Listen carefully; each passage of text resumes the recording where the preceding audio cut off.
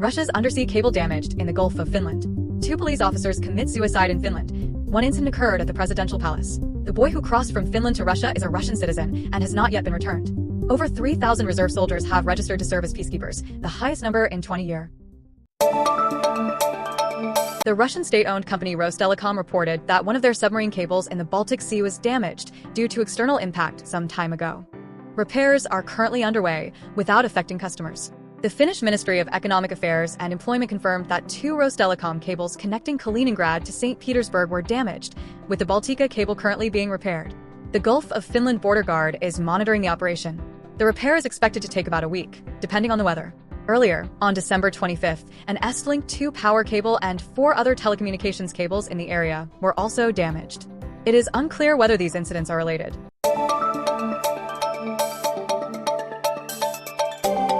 This week, the Finnish National Police Board, Poliisihallitus, launched an investigation following 2 consecutive suicides of police officers. One of the incidents occurred in November at the temporary residence of President Alexander Stubb in Munkaniemi.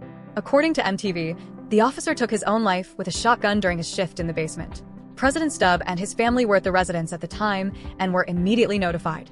The second incident took place earlier this week at the Poliisihallitus headquarters in Otaniemi, Espoo. A police officer used a service weapon to commit suicide in the office. The Länsi-Uusimaa police are investigating the cause of death. Last year, 4 police officers committed suicide. Authorities emphasized the need for mental health support for law enforcement personnel and urged the early identification of signs of personal crises.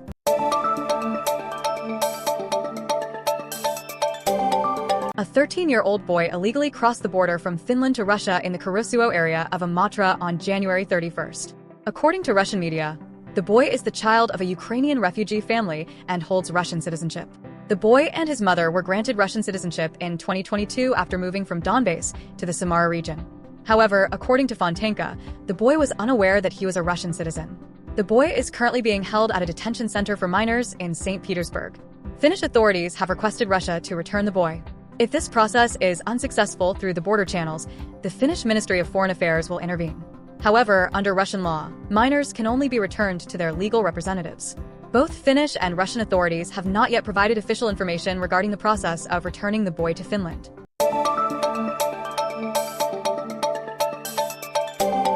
Last year, over 3,000 reserve soldiers applied for military crisis management missions, marking the highest number in 2 decades.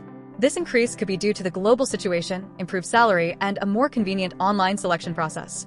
Although the number of peacekeeping missions has decreased, the military still needs more candidates, especially those with good physical fitness and language skills, including interpreters and doctors. In 2024, over 800 people completed basic training at the Pori Brigade.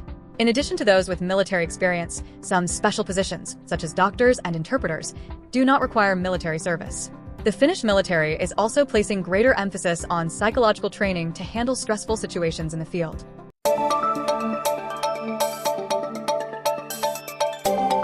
Helsinki mayoral candidate from the Kokoomus party, Daniel Sazonov, is facing criticism for having written articles for a pro-Russia newspaper.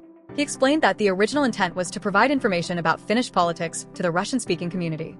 Sazonov stated that he stopped collaborating with the paper in 2022 after Russia invaded Ukraine, as he was unsure whether the paper condemned the war.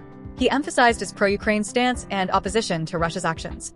Kokoomus Secretary General Temu believes this issue will not significantly affect the upcoming election. He stressed that maintaining relations with Russia was normal before the war, but the current situation requires a complete break.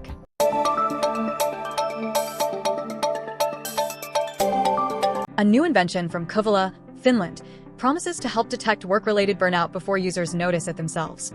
The Nuanic smart ring measures psychological stress levels through skin conductivity, a method previously only available in laboratory settings but now integrated into daily life. According to Sanna Kaskila, CEO of Nuanic Oy, the device can identify early signs of burnout, allowing users to proactively adjust their workload and take breaks. The Nuanic ring is being used in various studies in Finland, Germany, and Canada, particularly at Helsinki University Hospital to monitor post-COVID-19 recovery. The Rings app doesn't provide direct recommendations but supports healthcare professionals in counseling and improving working conditions. Currently, Nuanic produces 20 rings per day in Kouvola and is looking for larger space to expand. The company is committed to maintaining production and ownership in Finland while aiming to become a potential export product.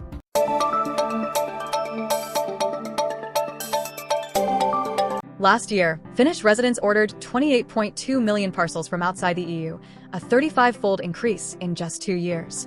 Of these, 98% came from Chinese e-commerce platforms such as Temu, Shein, and AliExpress. The most popular items included hats, fake jewelry, and clothing. Notably, there was a surge in imported fake jewelry, with 1.2 million shipments of rings, necklaces, and other accessories. Many of these items may be resold at flea markets and craft fairs. This massive volume of goods is mainly shipped by air, with hundreds of thousands of parcels arriving daily. However, Finnish customs only conducts random inspections, allowing many products that do not meet safety standards to enter the market. Finnish customs is proposing that platforms like Temu establish warehouses within the EU to control product quality and ensure consumer safety.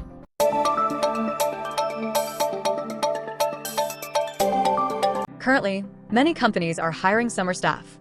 Recruiters are using various methods to select suitable candidates from a large pool of applicants. In the town of Nurmijärvi, summer employees are chosen through a lottery system, making the recruitment process fairer and reducing the burden on employers. According to Kadia Gunther, head of the youth department, this approach creates equal opportunities for all young candidates, especially those with limited work experience. Meanwhile, the telecommunications company DNA uses a recruitment method that doesn't require a CV or cover letter, significantly increasing the number of applicants. While some companies are innovating their recruitment processes, most employers still rely on the traditional method of CVs and cover letters. Data from Dunatori shows a slight increase in summer job openings this year compared to last year, despite the ongoing economic challenges affecting the summer job market.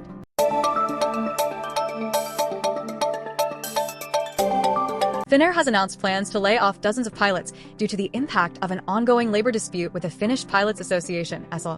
The company will enter negotiations for changes that will affect around 90 long-haul pilots.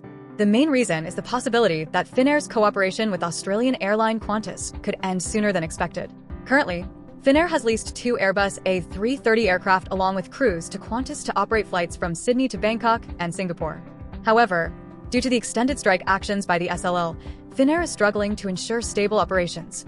If the cooperation with Qantas ends early, around 90 pilots could face job losses. The dispute between Finnair and SLL is also related to pilot standby regulations.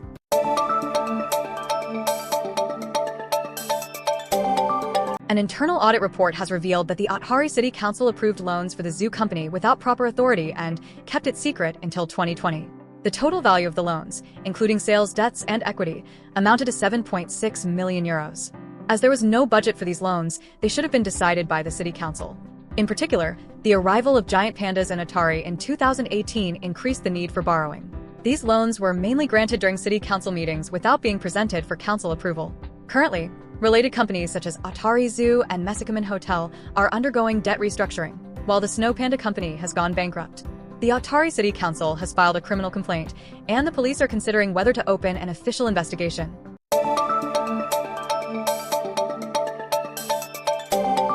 The Finnish Business and Industry Federation, IKE, has proposed a 3.5 billion euro tax cut package to stimulate Finland's declining economy. IKE suggests reducing corporate tax rates from 20% to 15%, abolishing inheritance and gift taxes, and cutting taxes for high-income earners. According to IKE, these policies could boost economic growth by an additional 1% compared to forecasts. However, experts warn of the risks of large-scale tax cuts, as they may reduce budget revenue for many years. Some experts also question whether the tax cuts will truly be self-financing. Additionally, IKE proposes simplifying dividend taxation and calls for increased immigration, aiming to attract 45,000 skilled workers annually to support Finland's economic growth.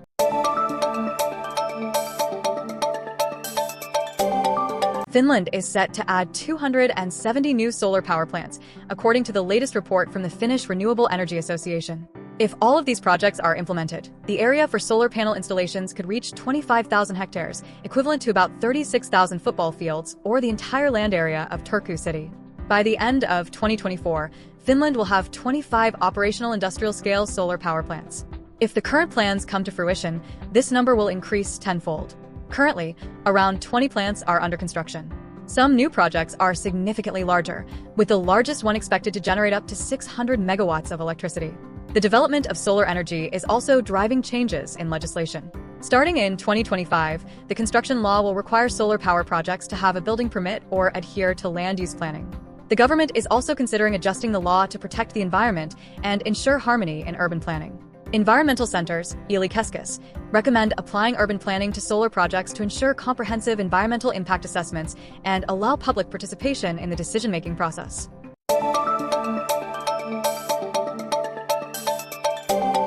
Finland's global image remains predominantly positive despite the turbulent global context, according to the report Finland Through an International Lens. Finland is viewed more favorably in countries like the US, Germany, and Japan, but its image has diminished in Russia and China. In 2024, Finland appeared in international news headlines approximately 300,000 times, a significant increase from 200,000 before 2022. Prominent topics included NATO membership, security policy, military exercises, and Nordic cooperation. Finland continues to hold the title of the happiest country in the world for the 7th consecutive year. President Alexander Stubb, Formula One driver Valtteri Bottas, and singer Windows 95 Man have also contributed to bringing Finland's image to the international stage.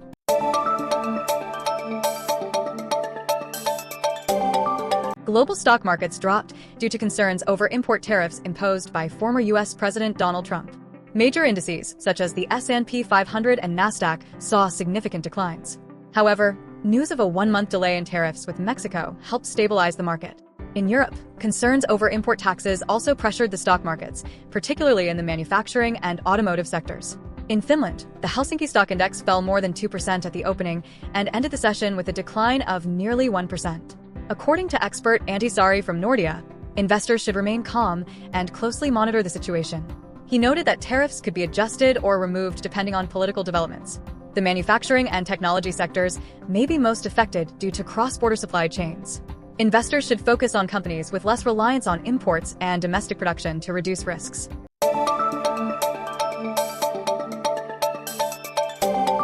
Medical students in Turku, Finland, will have the opportunity to experience the life of an elderly person through the GERT simulation suit. This tool helps them directly experience the movement limitations and symptoms of aging, thereby enhancing empathy for patients. The GERT suit simulates health issues such as reduced mobility, Parkinson's symptoms, or even partial paralysis. This allows students to better understand the daily challenges faced by the elderly and patients. Pia Liljeroth, a lecturer at Novia University, explained that this experience provides students with a more realistic view of healthcare work. They can try performing everyday activities such as walking, drinking, or writing while wearing the suit. The program has been implemented at several universities in Finland and has proven effective in training healthcare professionals with greater skills and a deeper understanding of elderly patients.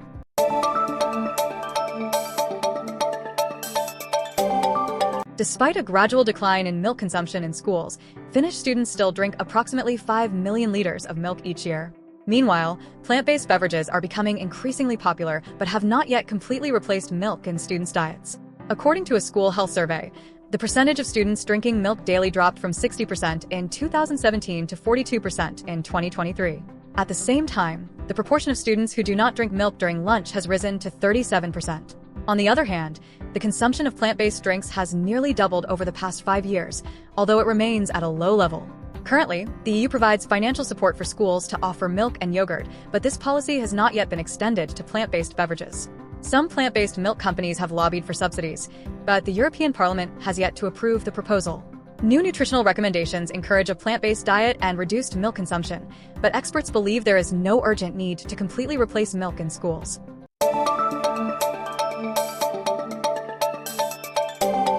Erika Vikman's victory in the Uden Musiikinkilpailu, UMK, with her song, Ich Kom Mer, has earned her the chance to represent Finland at Eurovision 2024. As a frontrunner from the start, Vikman garnered strong support from the audience, allowing her to surpass her competitors convincingly. Despite Goldilocks receiving the highest points from the international jury, Vikman secured the highest public vote, with a total of 430 points, a significant lead over Goldilocks, who finished second with 303 points. Other top 3 artists included Vivi and Nelly Matula, both scoring 138 points. Following her win, Vikman delivered an explosive performance, energized by enthusiastic cheers from the audience and fellow contestants. The festive atmosphere on the UMK stage signals a promising Eurovision season for Finland. Will Ich Kom Mer capture the hearts of European audiences? The journey ahead for Erika Vikman at Eurovision 2024 is one to watch.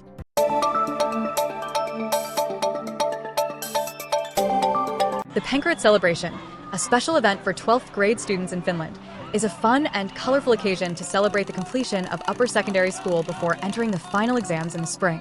The activities during the festival include parades, creative costumes, and fun games, with each school showcasing its own identity through groups and distinctive symbols. The vibrant picture of this event is a testament to the excitement, joy, and anticipation of the students as they reach an important milestone in their lives. The impressive photos from the Pankrat celebration allow us to imagine the lively and dynamic atmosphere of such a special day in Finland.